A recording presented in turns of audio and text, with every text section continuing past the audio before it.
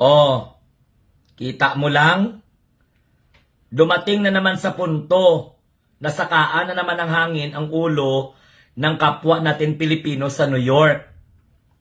Ang mga alinganga, nagrally sila sa harapan ng hotel ni Pangulong Bongbong Marcos.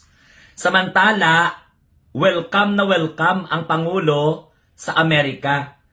Pero, ang mga nagawild, ang mga nagawaras, ang mga maanghit ng mga kababayan natin na kung saan parang nailninyuhan ang mga utak.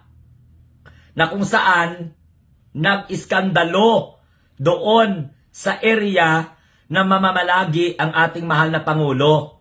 Galit na galit ang mga suporter ni Sara Duterte kay PBBM. Dahil pumunta si PBBM para i-represent ang Pilipino doon sa United Nations. Kundi ba naman mga hangag at saka mga abnormal itong mga DDS na ito. Kaya nga hindi mananalo si Sara Duterte sa 2028 kay mga sapat ang ugali ng mga sumusuporta sa kanya. Doon mo talaga makikita yung pagiging utak talangka ng kapwa natin Pilipino ba.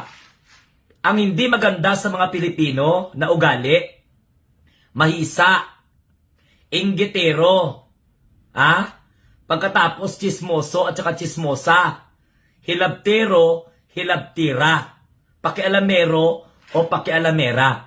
Okay sana pero kung nakikita mo na wala namang mga ibang lahi, wala namang mga Amerikano, wala nang ibang mga tao na iniiskandalo ang presidente natin, kapwa natin Pilipino, hindi nila mapigilan ang pagiging bastos nila at pagiging walang kwenta. Mga nakapag-aral ma ito, mga hinayupak na ito. Pero kung makareklamo sila kay Pangulong Bongbong Marcos, sakala mo talaga parang mga pinalamon nila.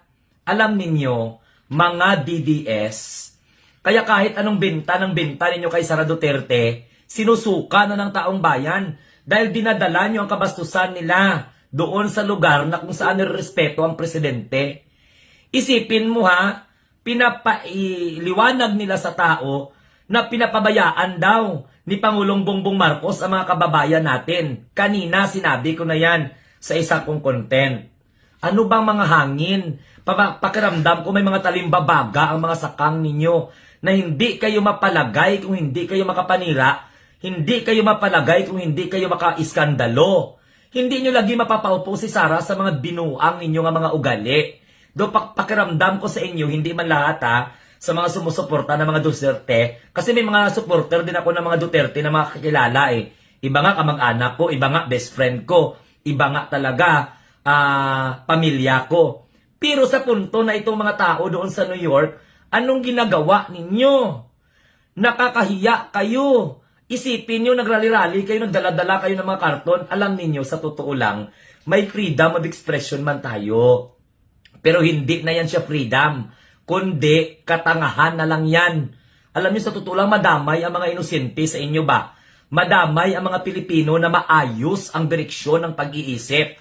Mga buwisit ang mga taga Duterte supporter dyan sa may New York. Akala mo naman mga entitled, wala naman kayong mga pakinabang. Hindi ko niya alam kung ano yung mga ipinaglalaban nyo, basta supporter lang kayo ng mga Duterte. Hindi nyo ba alam na ginagamit lang kayo, tanga at mga abnormal kayo? Di ba?